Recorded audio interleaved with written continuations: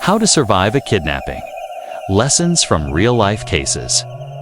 Kidnapping is a crime that taps into our deepest fears, placing victims in situations that test every ounce of their physical, mental, and emotional strength. The thought of being abducted is terrifying, but survival is possible even under the grimmest circumstances. Many survivors have shared their harrowing experiences, offering invaluable lessons that can save lives. Whether you're interested in understanding survival tactics or simply fascinated by stories of resilience, these real-life strategies will show how to stay alive in a nightmare scenario. Stay calm and assess the situation. The first moments of a kidnapping are critical. It's natural to panic, but giving in to fear can cloud your judgment and provoke your captor. Survivors consistently stress the importance of staying calm and composed to maintain control of your actions. Kidnappers often rely on their victims being too scared to think clearly. By keeping a cool head, you can begin observing your environment and thinking ahead. Elizabeth Smart, who was abducted at the age of 14 and held captive for 9 months, spoke of how controlling her fear allowed her to avoid escalating her captor's aggression. Smart, 2018. She remained calm enough to plan her next steps, even as she endured unimaginable fear. A useful tip in this situation is to focus on your breathing. Deep breaths can calm your nervous system, reduce adrenaline, and help you think more clearly. Remaining composed gives you a psychological advantage, forces your captor to see you as level-headed, making it harder for them to intimidate or manipulate you. Cooperate in the beginning. In the early stages of an abduction, compliance is often the safest approach. While it might seem counterintuitive, resistance can provoke a captor and lead to immediate harm. By cooperating, you can buy yourself valuable time to assess the situation and gain your captor's trust. J.C. Jugard, who was abducted and held for 18 years, explained how her compliance early on helped her survive the initial shock of captivity. Over time, this approach allowed her to gain her captor's trust, which gave her greater freedom within the confines of her captivity. Jugard, 2011. This trust became a key factor in her eventual rescue. The goal is not to give up, but to create opportunities for escape later. Cooperating does not mean giving in. It means staying alive while you strategize. Pay attention to details. Details can save your life. Observing everything around you, your captor's behavior, the environment, and any sensory clues can help you formulate an escape plan or provide critical information to authorities later. Survivors like Stephen Stainer, who was abducted at the age of 7 and held for several years, remembered key details about his surroundings. These observations helped law enforcement locate him and rescue another victim. Kenyon, 1989. Here are some things to focus on. Appearance, asterisk. Notice your captor's height, weight, clothing, scars, tattoos, or accents.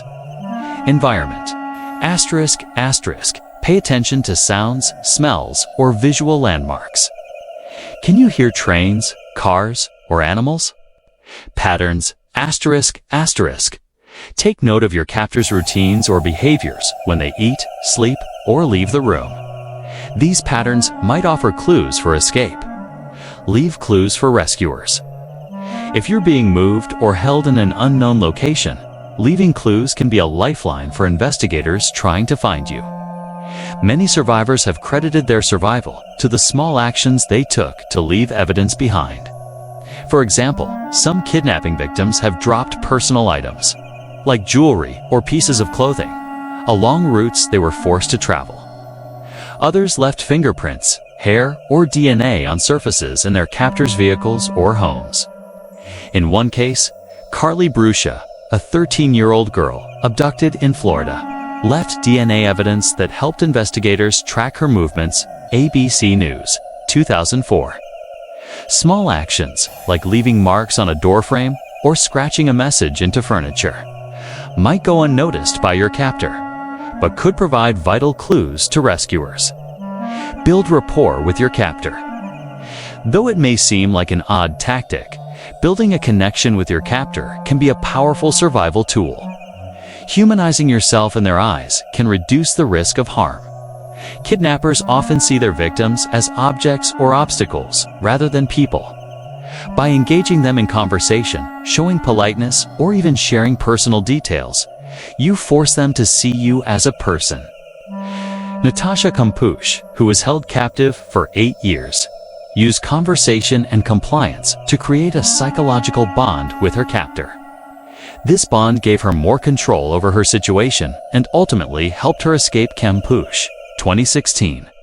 Topics like family, hobbies, or shared interests can make captors hesitate before causing harm. However, it's important to tread carefully. Each situation is unique, and some captors may view friendliness as manipulation. Look for escape opportunities. Patience is a key element of survival. While the instinct to act immediately is strong, impulsive escape attempts can endanger you. Survivors emphasize the importance of waiting for the right moment. Carefully observe your captor's habits, routines, and weaknesses. Are there moments when they're distracted or asleep? Are there unlocked doors or tools nearby? Colleen Stan, famously known as the girl in the box, spent years waiting for the right opportunity to escape. Her eventual freedom came from identifying weaknesses in her captor's routine. Hook, 2009.